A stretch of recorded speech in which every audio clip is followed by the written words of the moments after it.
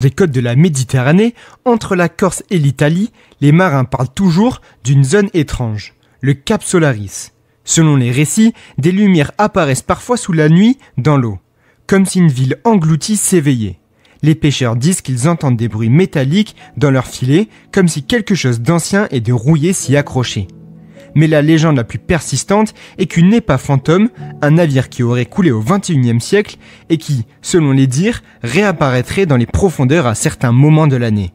En 2020, une équipe de plongeurs français, menée par Adrien Morel, un explorateur passionné d'histoire maritime, a décidé de chercher la vérité. Adrien avait passé des années à écouter les histoires locales et à étudier les cartes maritimes anciennes. Une nuit, dans un petit bar de Bastia, un vieux pêcheur lui parla d'un endroit précis à 10 km du rivage, où il avait vu des lumières maritimes. Adrien prit ça comme un signe et monta une expédition.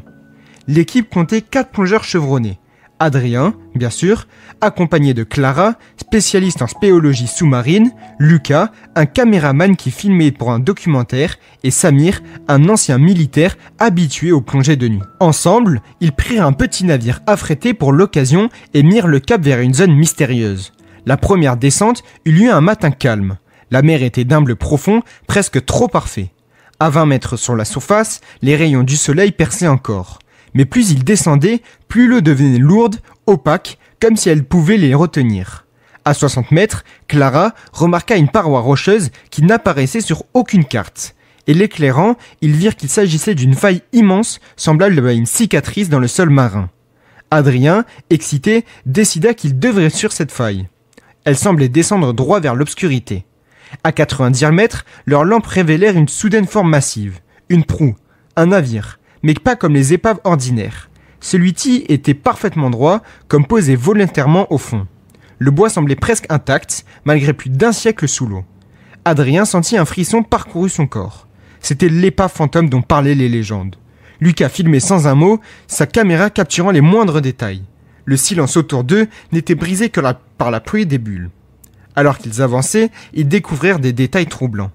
Les codages pensaient encore dans les longs mâts, comme si l'équipage avait disparu en plein voyage. Une table de bois était dressée sur le pont, avec de vieux objets figés par le ciel. Clara retrouva même un carnet imbibé d'eau, coincé entre 2 planches. En l'ouvrant, les pages se désagrèrent, mais on pouvait encore lire quelques mots. « Nous sommes piégés ». Adrien voulait entrer à l'intérieur. Samir, plus prudent, préférait attendre. Mais la curiosité d'Adrien fut la plus forte. Ils suivirent une couloir sombre, leurs lampes balayant les cabines encore debout. Dans l'une d'entre elles, un squelette reposait sur une chaise, les mains serrées autour d'un vieux crucifix. L'équipe eut un mouvement de recul. Lucas filmait encore, mais sa respiration rapide se faisait entendre dans le micro de son casque. Plus ils s'enfonçaient, plus ils avaient l'impression que quelque chose les observait. Adrien affirmait avoir entendu un bruit de pas derrière eux, bien que ce fût impossible. Clara, elle, dit avoir vu une ombre traverser dans le couloir. Ils continuèrent malgré tout. Dans la salle des machines, un spectacle glaçant les attendait. Les roues dentées, figées depuis des décennies, tournaient très lentement, comme actionnées par une force invisible. Aucun courant ne pouvait expliquer cela. Samir insista pour repartir. Mais au moment de faire demi-tour, la faille vibra. Un grondement sourd parcourut l'épave, comme si la mer elle-même respirait. Le retour fut chaotique. La vase se soulevait, réduisant leur visibilité à rien. Clara, paniquée, répétant qu'il n'était pas seul. À un moment, Lucas hurla à travers son casque, pointant sa lampe sur une silhouette flottante dans le noir. L'équipe accéléra, se cognant contre les parois, leur cœur battant à tout rompre. Quand enfin ils atteignirent la surface, épuisés, ils se regardèrent en silence. Aucun d'eux ne savait vraiment ce qu'ils avaient vu. Mais une chose était certaine, cette épave n'était pas un simple bateau englouti. Adrien conserva l'enregistrement de Lucas. Sur la vidéo, on voyait clairement des cabines, les objets, le squelette. Mais dans les dernières secondes, quand Lucas filma le couloir, une ombre humaine apparaissait, immobile, juste derrière eux. Puis, l'écran devint noir. Depuis ce jour, aucun d'eux n'est retourné au Cap Solaris. Adrien dit parfois qu'il rêve encore du bruit métallique résonnant au fond de la salle. Clara a arrêté complètement la plongée. Quant à Lucas, il n'a jamais publié son documentaire. Ils savent que certains mystères marins ne doivent jamais être réveillés. Si vous avez aimé cette vidéo, n'hésitez pas à aller regarder mes autres vidéos sur la plongée. Je fais plus d'un contenu par jour sur la plongée et je me donne énormément d'efforts pour pouvoir vous proposer du bon contenu. Alors si vous voulez soutenir mon effort, n'hésitez pas à aller vous abonner, ça me ferait extrêmement plaisir. Merci à tous.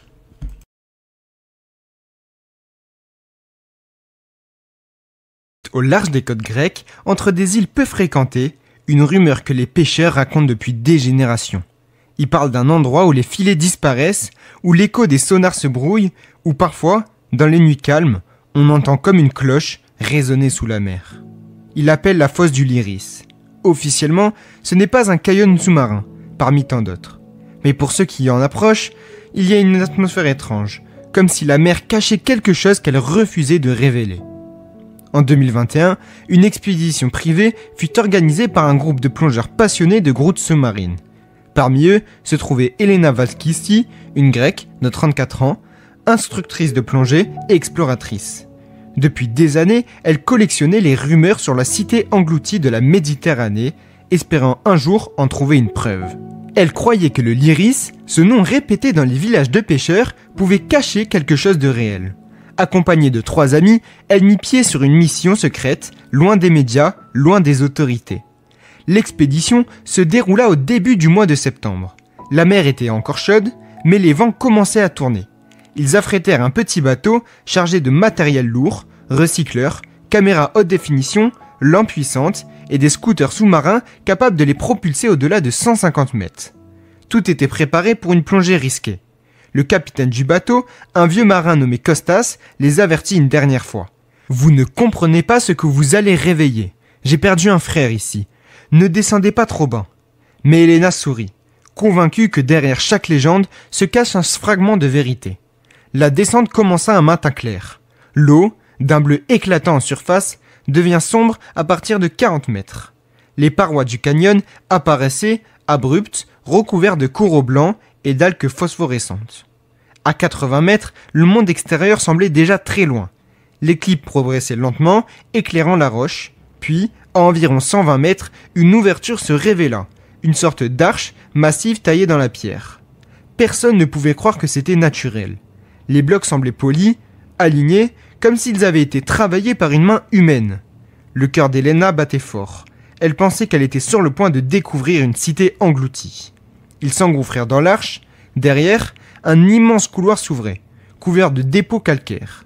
Leurs lampes révélaient des formes étranges, des colonnes brisées, des marches érodées et des mosaïques à moitié effacées, représentant des motifs marins. C'était impossible. Et pourtant, c'était là. Elena filmait chaque détail, consciente qu'ils tenaient une découverte qui changerait l'histoire. Mais l'air commençait à manquer. Ils décidèrent de remonter, se promettant de revenir mieux préparés. Le lendemain, ils plongèrent à nouveau, cette fois avec plus de bouteilles et un plan plus précis. Ils pénétrèrent plus profondément dans le couloir. Après plusieurs minutes, celui-ci déboucha sur une vaste salle effondrée.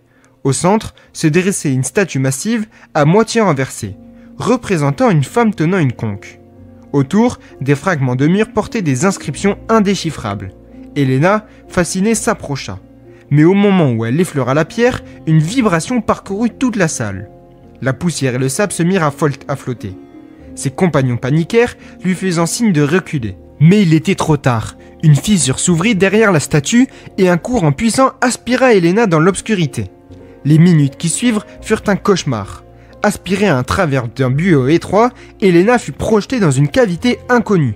Sa caméra tremblait, son souffle devenait frénétique et la lumière révéla une nouvelle salle, encore plus grande, ornée de piliers parfaitement sculptés. Mais cette fois, quelque chose bougeait, une silhouette. Immobile d'abord, puis un mouvement lent, comme une ombre gisant dans l'eau. Elena, sentant son sang se glacer. Ses coéquipiers, restés derrière, tentaient désespérément de la rejoindre, mais le passage s'était refermé. La suite est encore débattue. Selon les enregistrements trouvés plus tard, la caméra d'Elena captura plusieurs minutes de vidéos étranges, des formes indicites, comme des statues qui se déplaçaient, des bruits sourds, comme des cloches qui résonnaient dans la roche. Puis le signal disparut. Ses amis remontèrent en catastrophe, épuisés, terrorisés. Ils ne purent jamais retrouver le passage par lequel elle avait été aspirée. Pendant 3 jours, des plongeurs spécialisés fouillèrent la fosse de l'Iris. Ils trouvèrent quelques fragments de pierre travaillés, mais aucun corps, aucune caméra. Aujourd'hui, la disparition d'Elena Vaninski reste un mystère. Certains disent qu'il a découvert une preuve d'une cité engloutie et que la mer l'a gardée pour elle. D'autres pensent qu'elle est morte dans une cavité sans issue, prisonnière de sa curiosité. Mais pour ceux qui croient encore aux légendes, Helena a franchi une frontière interdite. Et elle vit désormais dans la cité d'Ulyris, au milieu des ombres qui hantent les abysses. Chaque année, des plongeurs aventureux se donnent à Dahab pour explorer la force. Certains jurent avoir entendu des cloches sous l'eau, d'autres disent avoir vu une silhouette féminine glisser dans l'obscurité. Personne n'a jamais ramené de preuves tangibles. Mais une chose est sûre, le nom de l'Iris ne disparaîtra jamais. Et l'histoire d'Helena est devenue une légende racontée au coin des tavernes. Une mise en garde contre la soif indécimable de découverte et contre ce que la mer cache encore. Si vous avez aimé cette vidéo, n'hésitez pas à vous abonner car je publie une vidéo par jour à peu près. Donc si vous aimez ce genre de vidéo, n'hésitez pas à continuer à regarder d'autres vidéos. Au large